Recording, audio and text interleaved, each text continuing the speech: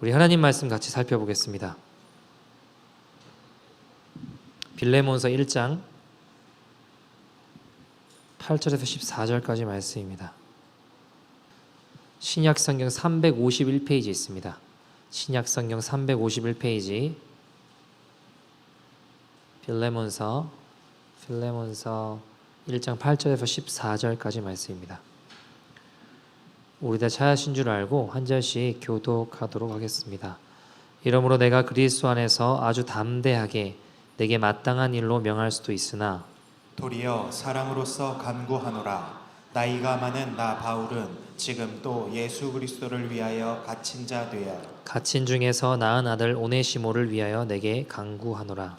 그가 전에는 내게 무익하였으나 이제는 나와 내게 유익함으로 내게 그를 돌려보내노니 그는 내 신복이라. 그를 내게 머물러 있게 하여 내 복음을 위하여 갇힌 중에서 내 대신 나를 섬기게 하고자 하나. 같이 읽겠습니다. 다만 내 승낙이 없이는 내가 아무것도 하기를 원하지 아니하노니 이는 너의 선한 일이 억지같이 되지 아니하고 자의로 되게 하려 함이라. 아멘. 하나님의 말씀입니다. 목사님 중에 기자 출신이었던 조정민 목사님이라는 분이 계십니다. 이분이 원래는 청와대도 출입하고 방송사에서 그래도 열심히 일하던 분이셨던 것 같습니다. 근데 이분이 고백하기를 그 당시에는 월급 외에도 다른 수입들이 많이 있었다고 합니다. 정상적이거나 좋게 돈을 번 게 아니라 촌지를 비롯해서 뒷돈을 이렇게 받으셨던 건가 봐요. 근데 이제 아내에게는 월급만 늘 주었다고 하십니다. 왜냐하면 밖에서 생긴 돈으로 집에 들어가서 집까지 타락시킬 수 없다 하며 나만 타락하겠다 하시며 밖에서 생긴 돈으로 그렇게 행동하고 쓰셨다고 합니다. 근데 이분이 이제 예수님을 믿게 되니까 더 이상 촌지를 못 받게 되신 거죠. 그전에는 용돈이 모자라지 않았는데 용돈이 모자란 거예요. 이제 와가지고 아내한테 용돈을 더 달라고 할 수도 없고 막 고민을 하시다가 이거 어떻게 해야 되나 고민을 하다가 눈을 돌린 것이 주식이었다고 합니다. 근데 이제 내부 정보를 받고 그걸로 주식 투자를 해서 큰 돈을 많이 버셨대요. 근데 그게 그때 잘못됐는지도 모르셨대요. 그렇게 하는 게 이게 죄인지 잘못된 범죄라는 생각을 잘 못 하시고 그렇게 해서 불법인 줄 모르고 하셨는데 큰 돈이 생기셨대요. 이런 생각을 하셨대요. 내가 촌지도 안 받고 바르게 살려고 하니까 하나님이 용돈까지 보너스로 주시는구나. 그래서 그 돈 일부를 감사헌금도 하셨다고 합니다. 그리고 또 다른 주식을 소개를 받으셨대요. 쉽게 돈을 벌고 보니까 더 큰 욕심이 생기셨다고 합니다. 그래서 하나님 이번엔 올인 하려고 합니다. 내 재산뿐만 아니라 장모님 돈을 다 끌어서 느낌이 오시죠? 여러분 어떻게 될 것 같은지. 그래서 이제 다 끌고 하나님 이번에 이것만 탁 대박 나면 제가 올인해서 돈 생기면 반 하나님께 드리겠습니다. 반은 북한 선교로 제가 헌금하고 반은 가족들을 위해 쓰겠습니다. 이렇게 기도를 하셨다고 합니다. 그래서 없는 돈까지 장모님 돈까지 다 끌어다가 주식을 샀습니다. 어떻게 됐을까요? 뭔가 잘못된 정보였는지 어떤 은행 주식을 샀는데 금요일 밤에 겨우 어떻게 샀는데 월요일 아침에 그 은행이 통폐합돼서 없어진다라는 뉴스가 바로 뜨더래요. 그러니까 내가 산 주식이 다 휴지 조각이 된 것이죠. 그래서 갑자기 자다가 날벼락을 맞았다는 생각이 들고 남은 직장 생활 동안 돈 한 푼 안 쓰고 월급을 모아도 모을 수 없는 돈인데 이거 어떡하나. 그래서 새벽 기도에 나가서 원망하시며 애통하게 기도하셨대요. 아니 하나님 어떻게 이러실 수 있습니까? 제가 돈을 벌면 반은 주님 드린다고 하지 않았습니까? 나만 잘 먹고 잘 살자고 제가 이거 한 거 아니지 않습니까? 새벽마다 아무리 통곡을 하고 소리를 높여도 이게 기도가 아니라 그냥 난리를 치신 거죠. 난리를. 하나님 침묵하셨답니다. 6개월 7개월 세월이 흐르는데 주님은 대답이 없으시고 복잡하고 정말 답답하셨대요. 근데 한 8개월 9개월 흐른 쯤에 뜻밖의 이 목사님과 가족들 모든 그 은행들이 이 거래하는 은행들을 계좌 추적 통보가 날라 들어왔다고 합니다. 이게 무슨 일인가 보니까 이분이 전 정권 때까지 청와대 출입 기자였는데 새 정권이 바뀌면서 부패한 기자를 손 좀 봐야겠다고 지목해가지고 6개월간 계좌를 다 뒤진 거예요. 가족들까지 막 다 뒤진 거예요. 근데 아무리 뒤져봐도 빚밖에 없는 거예요. 빚밖에. 이게 뭐가 나와야 되는데 마이너스고 빚밖에 없는 거죠. 그래서 그 계좌 추적이 무위로 끝났다고 합니다. 만약에 내가 샀던 그 주식이 정말 대박이 나서 몇십억이 통장에 들어있었으면 어떻게 됐을까요? 영락없이 부패기자 1호로 찍혀서 감옥에 갔을 거라는 거죠. 나중에 한 사실이지만 검찰청이건 누구건 내부 정보를 이용해서 내부자 거래 행위 이용하면 내부자 거래 행위로 처벌된다는 겁니다. 하나님이 만약에 이 목사님의 기도를 응답해 주셔서 그래서 돈을 많이 버시겠다면 어떻게 됐을까요? 20년간의 언론인 생활은 하루아침에 끝나고 그냥 부패기자로 감옥에 가시게 되었다라는 것이죠. 여러분, 돈을 잃은 게 저주가 아닙니다. 우리가 인생을 살며 사기당하는 게 저주가 아닙니다. 실은 헛된 것을 위해 살아가는 삶이 진짜 저주예요. 병든 게 저주가 아니고 대학 떨어진 게 저주가 아니고 취업 못하고 사업 실패하는 게 저주가 아닙니다. 하나님은 하나님을 사랑하는 자들에게 때로는 징계의 채찍을 드시기도 합니다. 왜요? 그걸 통해 주님께 돌아오게 하시려고, 하나님이 하나님 되심을 보여주시려고. 여러분, 진짜 저주가 뭔지 아세요? 죄임을 깨닫지 못하는 게 진짜 저주예요. 깨닫지 못하니까 계속 광야를 돌면서 내가 지금 광야를 걷고 있는지도 모르는 게 진짜 저주라고요. 매일 무엇을 먹을까, 무엇을 마실까, 무엇을 이룰까만 추구하고 살아가는 것이 진짜 저주라는 겁니다. 여러분, 예수가 없는데 아무리 사업이 잘 되고 건강하고 하는 일마다 형통하면 뭐합니까? 그게 축복이 아니라고요. 여러분, 마태복음 24장에 보시면요, 38절 39절 보시면 마지막 때 예수님 다시 오실 때가 어떤 때랑 비슷하다고 이야기하냐면 노아의 때랑 비슷하다고 이야기하세요. 근데 노아의 때가 어떻다고 이야기하세요? 사람들이 먹고 마시고 장가들고 시집가고 그냥 그렇게 살았대요. 예수님 인자 임함도 이와 같을 거라고 하셨어요. 홍수가 나서 그들이 다 멸망하기까지 어떻대요? 깨닫지 못했다고 이야기하잖아요. 여러분, 근데 이상하지 않아요? 우리가 먹고 마시고 시집가고 장가고 다 그렇게 살잖아요. 아닌가요? 근데 여러분, 깨닫지 못했다는 말이 무슨 말일까요? 이게 어떻게 죄일까요? 주님 오심을 준비하지 않고 깨닫지 못하고 세상에 빠져 살아가는 것이 죄라는 겁니다. 그것이 전부인 양 살아가는 것이 완악한 사람이고 죄를 쫓아 걸어가는 인생이라는 겁니다. 여러분, 십자가를 만난 사람들은 떡으로만 살 것이 아니요 하나님의 은혜로 살아간다라고 외치는 사람들입니다. 우리에게 깨달음이 있다는 것이 은혜예요. 회개할 수 있는 마음이 있는 것이 은혜입니다. 내 마음 가운데 주님 나라를 향해 헌신할 마음이 생기는 것이 그게 축복이라는 겁니다.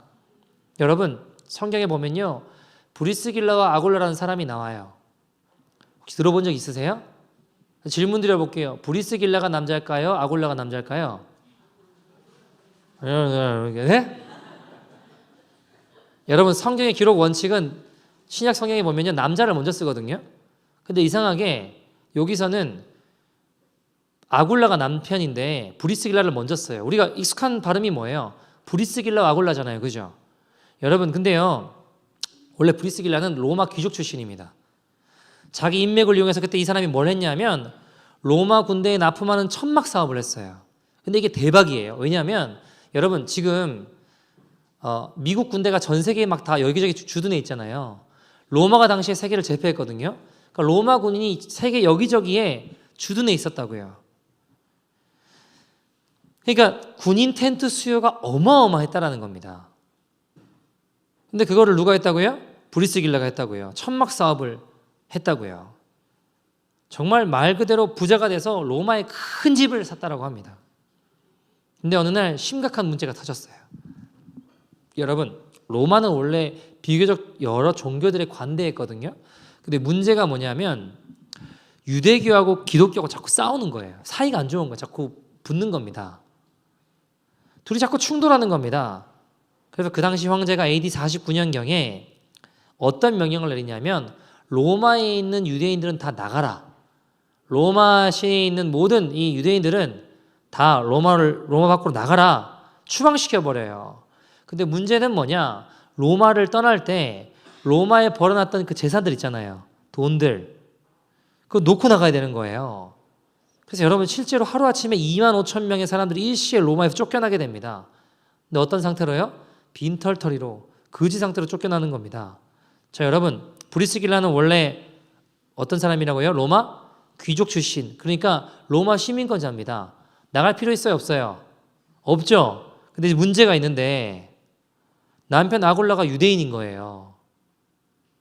그러니까 내 남편이 유대인인 바람에 아내도 순식간에 지금 어떻게 되는 거예요?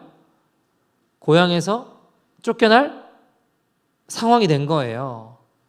그냥 쫓겨난 정도가 아니라 그뿐만이 아니라 어떤 상황이에요? 그동안 벌어놨던 집이며 돈이며 좋은 거 하나도 못 건져가요. 자, 여러분 입장 바꿔놓고 한번 생각해 봅시다. 여러분이 브리스길라예요. 남편 아굴라가 어떻게 보이실까요? 너무 사랑스럽게 보이실까요? 어떻게 생각하세요? 용서가 될까요? 야, 이거 이 왼수 이런 생각 들지 않으실까요? 나는 남편 잘못 만나서 행복의 길이 완전히 다 막혀버린 거잖아요. 막막해지는 거 아닙니까? 어느 날 잘 살던 사업도 막힙니다. 집도 고향도 다 잃어버리고 떠나야 됩니다. 빈털터리 된 겁니다. 남편 보면 얼마나 원수 같겠어요, 여러분. 근데 여러분 보세요. 그 원수 같은 남편으로 말미암아 세상에 행복한 길이 다 막힌 것 같아요. 망했어요. 근데 그때부터 이상한 일이 벌어지는데 그게 뭐냐? 여러분 보세요. 브리스길라는 남편이 유대인이라서 그 왼수 같은 남편 때문에 모든 것을 다 잃어버리고 로마에서 쫓겨나게 돼서 남편을 따라 고린도라는 지역으로 가게 됐습니다. 근데 여러분 그 고린도라는 곳에서 브리스길라가 누구를 만난지 아세요?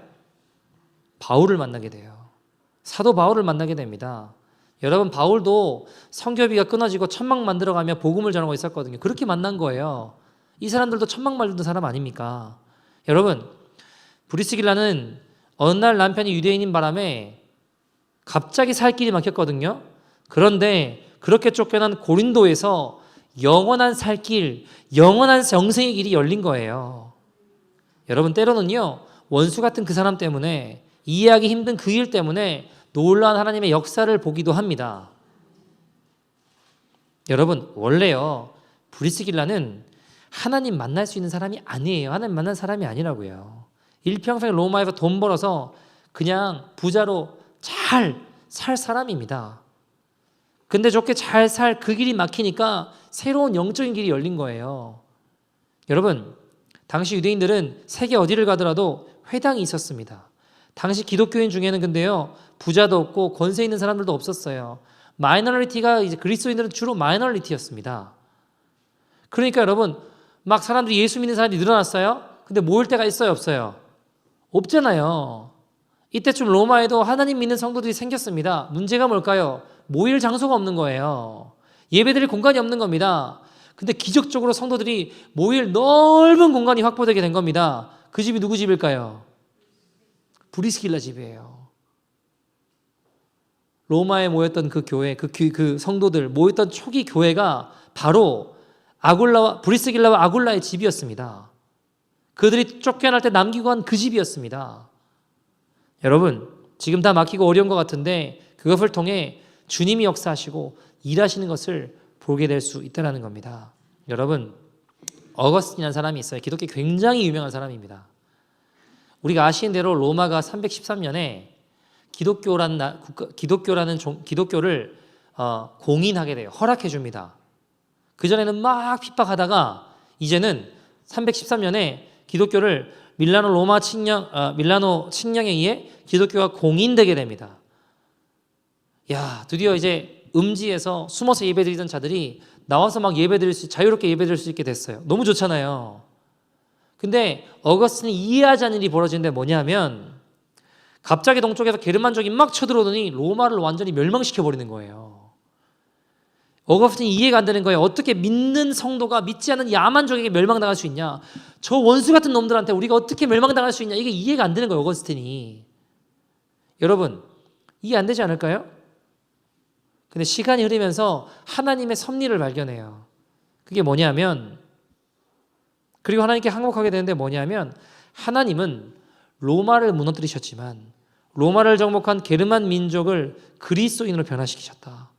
로마는 무너졌지만 이 게르만 민족이 다시 로마를 세워 그 이름을 신성 로마 제국이라고 불려지게 됩니다.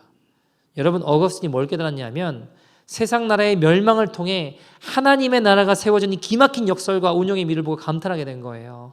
저 원수 같은 놈들에 의해서 우리가 어떻게 멸망당하냐? 이건 말이 안 된다 라고 여겼던, 모든 것이 막힌 것 같았던 그 상황들 가운데 그 야만인처럼 보이던 그 이방 민족들이 예수님 앞에 나오게 되는, 그래서 새로운 그 나라를 세우게 되는, 인간의 눈으로 볼 때는 하나님 나라가 무너진 것 같지만 무너진 것이 아니라 더 큰 것을 세우기 위한 하나님의 섭리가 드러난 것입니다.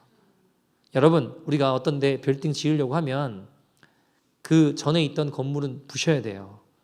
빌딩 짓기 위해 초가지붕은 부셔야 된다고요. 거룩한 건설을 하기 위해서는 거룩한 파괴가 선행되어져야 되는 겁니다. 하나님께서 우리 삶 가운데 예비하신 그 귀한 것을 세우시기 위해 어떤 때는 우리가 애착하며 가지고 있고 붙잡으려고 하는 그 작은 것들을 무너뜨리실 때가 있어요. 그래서 어떤 때는요, 이 죄를 버리게 하시려고, 죄를 끊어내게 하시려고 때로는 관계 가운데 어려움을 주시기도 하시고요. 또 사업하는 분들 가운데 어떤 실패가 이루어지기도 하고요. 또 어떤 분들은 여러분 아파서 병상 가운데 하나님의 뜻을 발견하는 경우들도 있습니다. 그죠? 우리의 육체를 무너뜨리심으로 진리의 보화를 깨닫게 하신 하나님의 섭리라는 것입니다. 여러분 하나님께서 우리를 하나님의 도구로 쓰시기 위해 우리를 생명길로 이끄시려고 우리가 가는 길 앞에 가시떨기를 떨어 놓으실 때도 있어요. 그래서 그 가는 방향을 자꾸 막아 세우시더라고요. 도망가지 못하도록 막으세요. 여러분 기억하십시오. 하나님께서 우리 삶 가운데 더 귀한 은혜를 이루시려고 할 때 거룩한 파괴와 방해가 있을 수 있다는 겁니다. 뭔가 막히는 것 같은 상황이 있을 수 있다는 거예요. 때로는 저 원수 같은 어떤 상황, 원수 같은 사람, 원수 같은 어떤 일들을 통해서 성령께서 우리 속에 역사하실 때 우리의 죄를 각성하게 하시고 죄를 깨닫게 하시고 고통을 느끼고 그 또한 철저한 회개와 파괴를 통해 하나님의 뜻을 이루어가는 과정일 수 있다는 겁니다. 여러분 오늘 본문에 보시면 어떤 내용인가요? 어떤 내용이죠? 오늘 본문 보시면 9절부터 14절까지 본문 다시 한번 같이 읽어볼까요? 같이 읽어보죠. 9절부터 14절 시작. 도리어 사랑으로서 간구하노라. 나이가 많은 나 바울은 지금 또 예수 그리스도를 위하여 갇힌 자 되어 갇힌 중에서 낳은 아들 오네시모를 위하여 내게 간구하노라. 그가 전에는 내게 무익하였으나 이제는 나와 내게 유익함으로 내게 그를 돌려보내노니 그는 내 신복이라. 그를 내게 머물러 있게 하여 내 복음을 위하여 갇힌 중에서 내 대신 나를 섬기게 하고자 하나 다만 내 승낙이 없이는 내가 아무것도 하기를 원하지 아니하노니 이는 너의 선한 일이 억지같이 되지 아니하고 자의로 되게 하려 함이라. 아멘. 자 여러분 어떤 이야기인가요? 여러분 등장인물이 있습니다. 오네시모라는 사람이 등장하고 이 편지를 받게 되는 빌레몬이라는 사람, 그리고 쓰고 있는 바울이라는 사람이 있겠죠. 어떤 이야기인가요? 오네시모라고 하는 사람은 원래 빌레몬의 노예였습니다. 그런데 어떤 일인지는 모르겠지만 지금 멀리 도망쳐 와서 바울을 만나게 됐어요. 바울이 어떤 편지를 쓰는 거예요? 야, 얘가 예전에는 유익하지 않았던, 무익하던, 너한테 악한 일을 끼쳤던, 주인인 너에게 악한 일을 끼쳤던 노예였지만 이제 내게 유익한 사람이야. 네가 좀 용서해주면 안 되겠니? 라고 빌레몬이라는 사람에게 편지를 보내는 이야기입니다. 근데 여러분, 이게 제가 예전에 빌레몬서를 한번 달아본 적이 있어서 여러분 잘 아시겠지만 빌레몬 입장에서는요, 이 편지를 받는 상황을 마주하고 싶지 않아요. 왜 그럴까요? 여러분 한번 생각해 보세요. 내가 노예가 있는데 노예가 도망쳤어요. 여러분, 이 빌레몬이라는 사람이 있던 데가 골로새 교회, 자기 집에서 거의 교회였거든요. 유지고 되게 실력도 있고 돈도 있고 힘도 있는 사람이었어요. 근데 빌레몬 입장에 노예가 도망치면 기분이 좋을까요, 나쁠까요? 안 좋을 거 아니에요, 그죠? 좋지 않을 거예요. 그냥 나가겠습니까? 여러분, 바울이 있는 것까지 오려면 보통 가까운 거리가 아니에요. 귀중품, 보석 이런 거 훔쳐 나왔을 만큼 어쩌면 총애받고 신뢰받는 사람이었을 거예요. 근데 믿었던 노예가 나를 배신해서 나갔어요. 동네에 소문 날 거 아니에요. 야, 빌레몬이 도대체 어떻게 했길래 노예가 도망을 가냐. 여러분, 노예는요, 당시에 가다가 노예인 거 들키고 도망친 거 걸리면 어떻게 될까요? 죽여요. 죽여도 아무 할 말이 없다고요. 내 목숨을 걸고 도망쳤을 만큼 힘들겠는 거 아니냐라는 이야기를 왜 못 들었겠냐고요. 지옥에 유지고 존경받는 사람인데 노예를 얼마나 힘들겠으면 도망갔겠냐. 근데 그런 이야기 들었을 거 아니에요.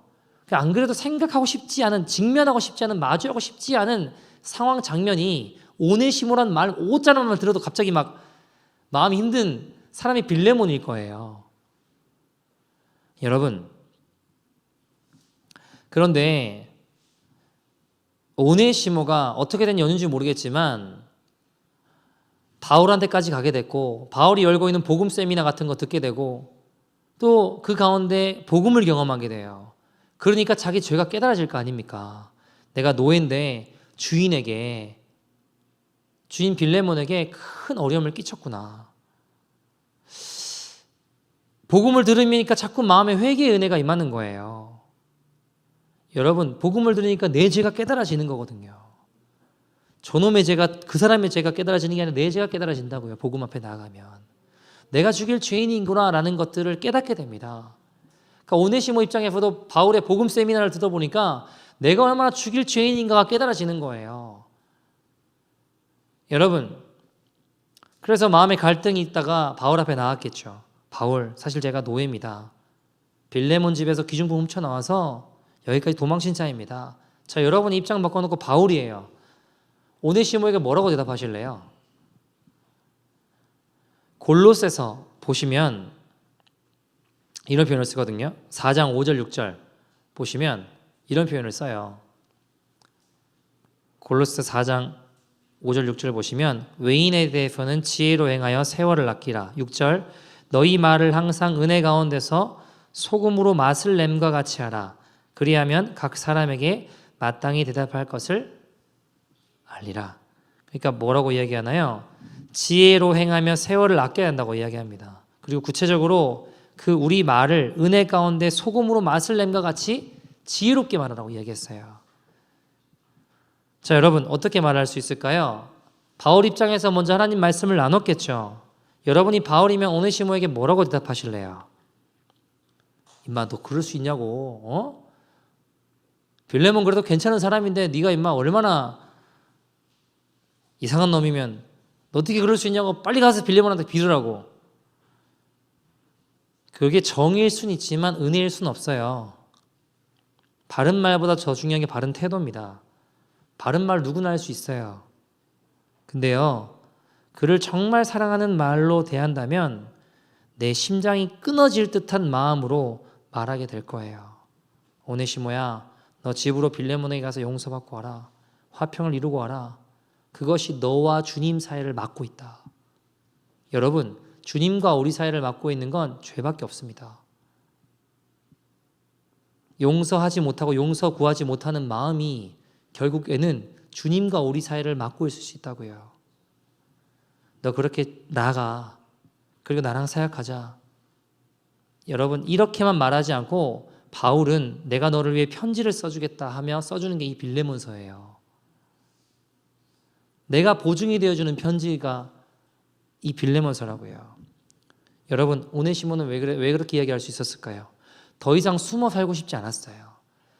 죄 지은 거 그냥 붙잡고 살고 싶지 않았어요.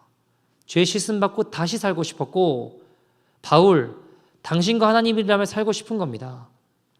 여러분, 도망간 너에 잡히면 어떻게 된다고요? 죽어요. 그런데 찾아가면 용서를 구하고 용서받고 싶은 겁니다. 죽음의 길 같지만 그것이 사실 진정으로 살 길임을 보여주고 열어주는 거예요. 사랑하는 여러분, 지금 우리 인생에 뭔가 사방의 문이 막힌 것 같으세요? 바울은 오늘 9절 말씀해 보시면 나이가 많은 나 바울은 뭐라고 해요? 지금 또 누구를 위해서? 예수 그리스도를 위해서 어떻게 됐대요? 갇힌 자 됐다라고 오늘 본문에 이야기하고 있습니다. 9절에 그죠? 여러분, 누구를 위해서 갇힌 자 됐다고요? 예수 그리스도를 위해 프리즈너가 됐대요. 감옥에 갇혀 있대요. 여러분, 예수님 때문에 감옥에 갇혔다. 여러분 입장 바꿔놓고 여러분 혹시 예수님 믿어서 감옥 가보신 분 계세요? 예수님 때문에 나 감옥 갔다. 그러지 않거든요. 내가 잘못해서 감옥 갈 수는 있어도 예수님 때문에 감옥 가는 사람 없잖아요. 여러분 예수님 때문에 감옥 갔으면 어떤 생각 드세요? 아, 기쁘시고 막 감사하세요? 억울해하시고 힘들어하지 않을까요?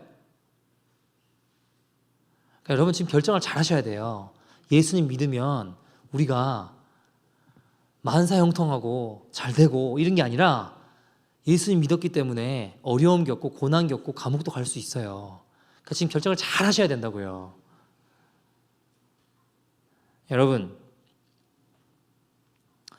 근데 바울이 여러분 어떻게 생각하세요? 바울이 로마서 8장 18절에 이렇게 이야기하거든요. 생각하건대 현재의 고난은 장차 우리에게 나타날 뭐와요? 영광과 비교할 수 없대요. 여러분 세상에 고난 좋아하는 사람 있으세요? 저는 고난 너무 좋습니다, 목사님. 없으시죠? 있으면 조금 문제가 있는 거예요. 병원 가셔야 돼요. 여러분, 근데 바울이 어떻게 이렇게 고백할 수 있을까요? 근데 고난 좋아하는 사람이 실제로 역사상 있을까요? 초대 교인들은 그리스도를 위해 당하는 고난을 기뻐했습니다. 초대 교인들은 예수를 믿기에 고난을 고난으로 보지 않았습니다. 여러분 지금 북한에 있는 지하 교인들 있잖아요. 예수님 안 믿으면 아무 고난이 없어요. 근데 예배드리다가 잡히면 죽거든요. 고문당해요.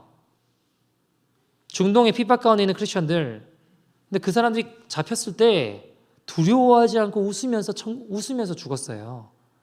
행복한 표정을 가지고 당신도 예수 믿으라고 하고 죽었다고요. 이상하지 않으세요? 정신이 이상한 걸까요? 여러분, 그들은요 잠시 머물다가는 세상의 행복보다 영원한 하나님의 나라를 실제로 바라봤기 때문이에요. 현재의 고난은 장차 우리에게 나타날 영광과 좋게 비교할 수 없다라고 믿었기 때문이라고요. 그 나라를 보고 살아갔기 때문이라고요. 여러분, 국가대표 운동선수들 보면 예를 들어 한국의 뭐 태릉 선수촌 이런데 이렇게 같이 모여가지고 막 훈련하거든요. 근데 거기 들어가면 엄청 힘들어요. 고난이에요. 하루에 잠자는 시간 말고는 하루 종일 훈련해요. 못하면 또 못한다고 혼나고, 운동량 못 채우면 못 채우는데 또 혼나고, 혼나가면서 맨날 밥 먹고 잠자고 그거밖에 안 한다고요. 죽으라고 훈련합니다. 마냥 행복할까요? 아니요, 괴로워요, 힘들어요. 근데 어떻게 할까요? 왜 할까요? 금메달을 따내는 영광을 기다리고 있기 때문이에요. 금메달이라고 하는 내 앞에 있는 기쁨, 그 영광을 바라보기 때문에 그 영광과 지금 내가 하는 고난, 훈련, 이건 비교할 수 없는 거기 때문에 그래요. 그것을 기대하기에 그 힘든 훈련을 감당해 갑니다. 마찬가지인데요, 여러분. 하나님의 나라를 기대하기 때문에 그 힘든 시간들을 감당해 나가는 겁니다. 여러분, 기억하십시오. 이 세상에서 당하는 저주는 진짜 저주가 아니에요. 진짜 저주는 이 땅에서 받는 게 아닙니다. 우리의 삶이 다하는 그날 완전한 축복과 저주가 갈라지는 심판의 날이 있습니다. 천국과 지옥이 갈라지는 그날이 있다라는 겁니다. 여러분, 우리가요 오늘 본문에 보시면 이 사람들은 지금 우리 때론 인생의 사방의 문이 막힌 것 같은 때가 있어요. 바울처럼 뭔가 매여 있는 것 같은 프리저널 같은 상황들이 있어요.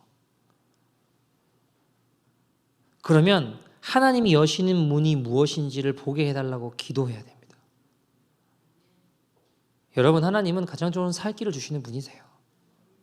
그리고 그 길을 향해 순종해야 됩니다. 여러분, 빌레몬 입장에서 용서가 쉬웠을까요? 오네시모 도망간 노예. 아니요. 여러분, 집에 있는 노예들 반응이 어땠을까? 내가 만약에 오네시모가 오는 길에 빌레몬 마음이 이랬을 수도 있어요. 편지를 뭐 온다라고 했을 때 오다가 로마 군병들한테 잡혔으면 좋겠다. 그럼 내가 처리 안 해도 되잖아요. 무슨 말인지 이해되세요? 내가 손 안 대고 알아봐 잡혀 죽을 거 아니에요. 잡히면. 근데 멀쩡하게 살아봐 나한테 오면 이제 누가 결정을 해야 돼요? 내가 결정해야 되잖아요. 내가 만약에 얘를 용서해주고 바울한테 보냈어요. 그럼 다른 노예들이 가만히 있겠냐고요. 이해되세요? 다른 노예들은 야 뭐야 도망치면 사네? 그럴 수 있잖아요. 빌레몬 입장에서 오네시모를 용서하는 게 쉽지 않다고요, 여러분. 또 같은 성도들 입장에서 용서를 해도 우리 집안 노예들이 문제고 용서를 안 하면 같이 신앙생활하는 있는 성도들이 뭐라고 생각했어요? 우리 집이 교회인데 지금. 이해되세요? 바울이 이렇게 용서해달라고 편지까지 쓰고 막 하는데 용서 안 하고 저놈 죽여야 된다고. 죽이라고. 그럼 같이 신앙생활하는 성도들이 예수님 원수도 용서하라고 하셨는데 뭐 이러면 이제 갑자기 막 어떻게 되겠냐고요. 이러지도 저러지도 못할 거 아닙니까? 빌레몬 스스로도 용서하고 싶지 않아요. 여러분, 빌레몬이 용서했을까요? 안 했을까요? 어떻게 생각하세요? 네? 그러니까 빌레몬서가 있겠죠, 그렇죠? 교회 전승에 의하면 빌레몬서에 나오는 오네시모는 에베소 교회 장로님이 된 것으로 나옵니다. AD 100년경에 보면 한 유명한 초대교부가 에베소 교회에 보낸 편지가 발견됐는데 이렇게 기록되어 있어요. 사랑하는 에베소 교회 성도들이여 당신들은 정말 최고입니다. 여러분, 에베소 교회는 아시다시피 최고의 목회자들이 지나갔습니다. 바울, 디모데, 사도 요한. 근데 그 다음 뭐라고 이야기하냐면 그러나 당신 가운데 계신 그 사랑의 장로 오네시모를 기억하십시오라고 기록되어 있어요. 교회 전승에 따르면 오네시모의 별명이 사랑의 장로가 된 것으로 나옵니다. 그렇지 않을까요? 내가 죽을 수밖에 없었는데 용서를 받았으니까 얼마나 다른 사람들에게 사랑을 베풀며 살겠습니까? 여러분, 근데 사실 우리가 가장 큰 용서를 받은 사람들 아닙니까? 지옥과도 마땅한 자인데 주님이 죄가 없으신 그분이 내가 하나님 앞에 뭐 잘했기 때문도 아니고 능력이 있기 때문도 아닌데 그냥 나 같은 지옥 갈 죄인을 위해 죽어주셨어요. 빌레몬의 용서로 노예였던 짐승 취급받던 사람이 위대한 하나님의 사람으로 변화되었습니다. 여러분, 지금 모습에 실망하지 마시고 그리스도의 사랑을 근거로 한 용서가 이루어질 때 하나님의 사람으로 빚어질 줄 믿습니다. 히브리서 12장 14절 이렇게 이야기합니다. 같이 읽어볼까요? 시작. 사람과 더불어 화평함과 거룩함을 따르라. 이것이 없이는 아무도 주를 보지 못하리라. 자, 여러분, 일부 사람들과 화평함과 거룩함을 따르라고 하죠. 모든 사람과. 이것이 없으면 주님을 볼 수 없대요. 이게 성경의 명령입니다. 예외가 없어요.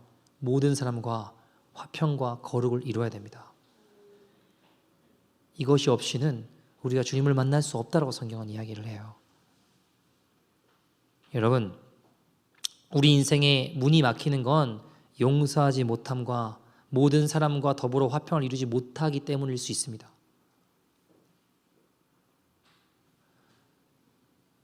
여러분, 사실 우리가 풀어지는 우리의 영혼이 풀어지고 생명과 자유와 해방으로 인도하는 길인데 외면하고 싶고 거절하고 싶을 뿐일 수도 있다는 겁니다. 여러분, 용서할 수 없는 자를 용서할 때 풀어지는 것들이 있어요. 한 성도님이 아버지를 정말 도저히 용서를 못했대요. 도저히 용서를 못하겠는데 그때 이제 KP 수련회 가서 아버지를 용서하기로 결단하는데 자기가 만성 어깨 결림과 피로가 있었거든요. 뭘 해봐도 어떤 치료를 받아도 이게 해결되지 않았는데 아버지를 용서하기로 결단하고 회개하고 기도하는 순간 이게 풀어지더라는 거예요. 이게 풀어지면서 그 만성이었던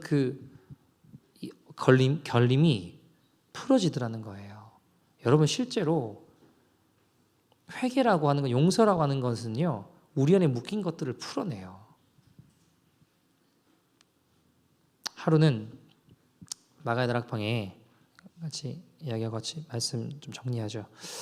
마가의 다락방 기도원에 한 여자 성도님이 오셨습니다. 막 오셔서 막 우시는 거예요. 어떻게 해야 되냐고. 사연을 들어보니까 이분이 남편과 함께 사업을 하시던 분이셨는데 이제 회의를 하시는 자리였어요. 근데 그 회의하는 자리에 남편에게 앙심을 품는 사람이 있었습니다. 그 사람이 칼을 가져오고 와서 회의를 하던 중에 아내가 보는 눈앞에서 남편을 사정없이 찌른 거예요. 아내분도 그걸 말리다가 여기저기 칼로 찔려서 막 팔을 못 쓰게 되고 이런 일들이 벌어졌죠. 남편은 그 자리에서 즉사했습니다. 근데 이 남편이 아주 그럼 악한 사람이냐? 그게 아니라 매일 새벽 기도 가고 매일 성경 읽고 찬송하고 기도하고 예배드리던 하나님 잘 믿는 사람이었대요. 이 원수 같은 이 사람은 십몇 년인가 이렇게 형을 받게 되는 그런 상황이랍니다. 이 아내분이 오셔서 물어보는 건 이거였어요. 어떻게 해야 되냐고. 자, 여러분 입장 바꿔놓고 여러분은 어떻게 하시겠어요? 용서가 될까요? 여러분 이게요 여러분 이 가족은 그 일을 겪고 회사도 다 뺏기고요 건물도 다 뺏기고요 이분 지금 뭐 하시냐면 빌딩에 청소하세요.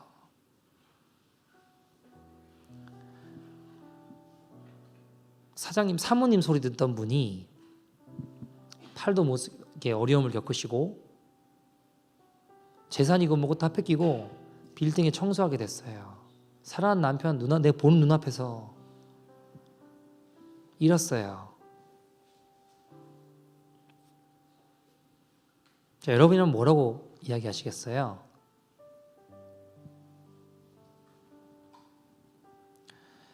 박병 목사님이 당신 정말 하나님 자녀고 천국 백성의 길을 걷기를 원한다면 내가 이야기해 주겠다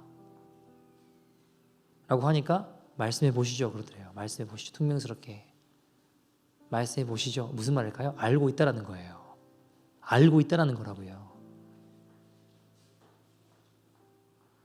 당신 남편이 늘 읽고 찬송하고 기도하는 그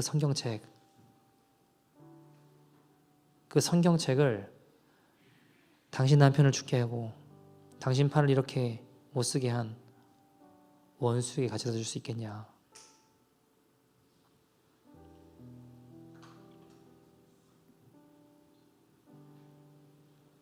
자, 여러분이면 어떻게 하시겠습니까? 용서가 될까요? 그거 가지고 남편 늘 보던 성경책 가지고 가서 그 사람 만나서 줄 수 있을까요?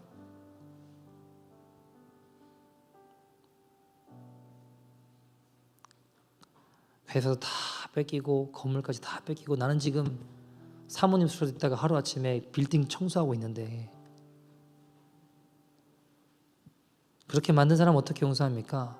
근데 여러분 이분이 처음에 막 부들부들 떨더니 알겠다고 하고 가셨어요.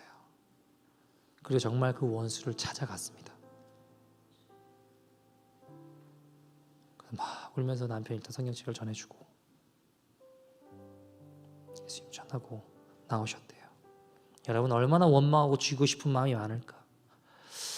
그런 생각이 들었는데 시간이 흘러 어느 날 이분이 박병 목사님 다시 찾아왔어요. 그리고 하시는 이야기가 뭐냐면 남편을 화장하고 금리빨이 나온 게 있대요. 그거랑 남편이 나에게 프로포즈 할 때 준 금 목걸이가 있답니다. 그거를 두고 금은방을 찾아가서 다 파니까 뭐 100몇십만 원 이렇게 나왔는가 봐요. 그리고 청소하면서 일한 모은 돈 조그만한 돈 가지고 와서 목사님 아프리카 선교 가시죠? 이걸로 아프리카에 죽어가는 사람 살려주세요. 남편 화장하고 나온 금이빨과 남편이 나에게 프로포즈 할 때 준 그 금목걸이를 금은방에 팔아서 지금 아프리카에 죽어가고 있는, 나보다 더 힘들어하고 있는 그 사람들을 살리는데 이거 써주세요.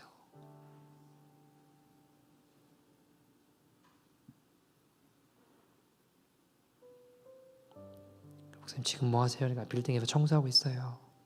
걱정 마세요. 지금 감사하며 행복하게 잘 살고 있습니다 하며 헌금을 건네 주셨어요. 목사님 마음이 얼마나 감동이 되고 뭉클한지. 정말 죽어가는 자들 살리는데 이거 하나님 허락해 잘 사용해달라고 기도하고 전해주셨다고 해요. 제 마음에 야, 이분은 천국의 기억될 뿐이겠다. 십자가를 만난 사람이구나.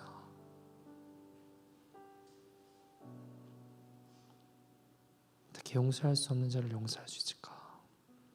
남편을 살해한 사람을 용서한 아내, 남편이 보던 성경책을 원수에게 전해주며 지금 힘들게 어렵게 사시는데 그걸 또 모으셔가지고 아프리카에 죽어가는 사람 살려달라고 자신의 것을 나누는 이런 분이 되셨을까? 사랑하는 여러분, 내 고집과 내 욕심 내려놓고 우리가 십자가 앞에 정직하게 섰으면 좋겠어요. 여러분, 우리가 때로는 어떤 원수 같은 상황, 사람, 인생의 문이 막히는 것 같은 보이지 않는 그런 막막한 상황이 있지만 여러분, 그 가운데 보이지 않는 하나님의 섭리가 있습니다. 여러분, 세상에서 인생 제일 억울한 분이, 막힌 분이 우리 예수님 아닙니까? 아니, 솔직히 말해서 우리 예수님만큼 억울한 분이 누가 있겠어요? 구해주겠다고 왔는데 돌 던져요. 도와주겠다고 살려주겠다고 왔는데 나를 죽여요. 십자가에 못 박아요. 그것도 잔인하게 채찍질해요. 어떻게 용서해요? 근데 여러분, 그 십자가를 통해 우리를 구원하신 길을 여셨습니다.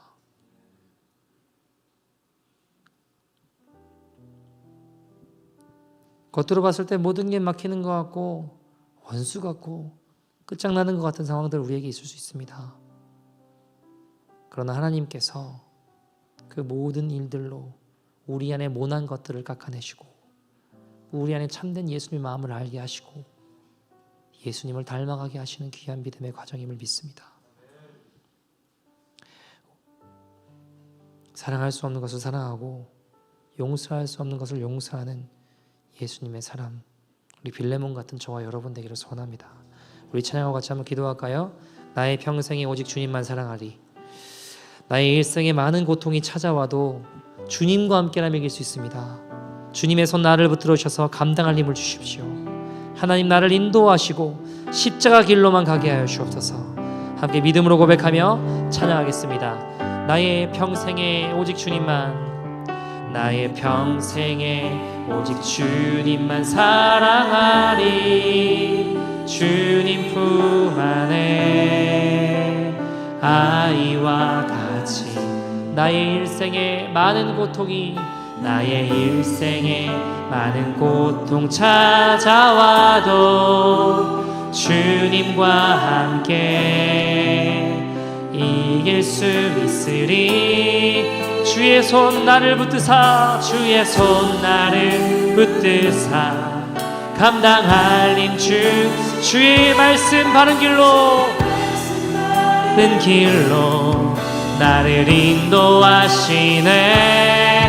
하나님 나를 인도하소서. 십자가의 길로만, 십자가의 길 길로만 가게 하소서.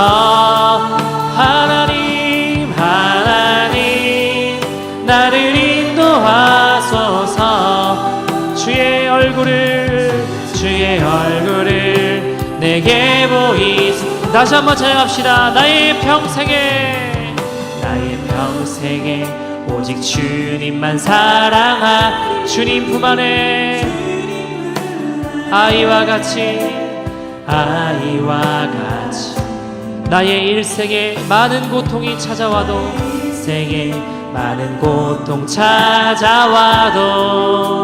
주님과 함께 이길 수 있으리. 주의 손 나를 붙드사 감당할 일. 주의 말씀 바른 길로 나를 인도하시네. 하나님 하나님 나를 인도하소서. 십자가의 길로만 가게 하소서. 하나님 하나님 나를 인도하소서. 주의 얼굴을 내게 보이소. 주의 손 나를 붙드사 감당할 힘 주십니다. 하나님 용서할 수 없는 것을 용서하시도록, 하나님 막막한 상황 가운데 주님을 볼 수 있는 믿음의 인생 되게 하셨다서 하나님 나를 인도하소서. 하나님 나를 인도하소서. 십자가의 길로만 가게 하소서. 하나님 하나님 나를 인도하소서. 주님 나를 도와주세요. 하나님 나를 인도하소서. 하나님 나를 오직 십자가의 길로만 가게 하소서. 주님 가신 그 길을 하나님 나갈 수 있도록 주님 나를 도우시고 세일을 행하셨소서. 나를 하나님 빌레몬같이 하나님의 마음을 가지고 나갈 수 있는 믿음의 인생 되게 달라고, 우리 다같이 주님 도와달라고 주의 이름 부르고 동서로 기도합니다. 주여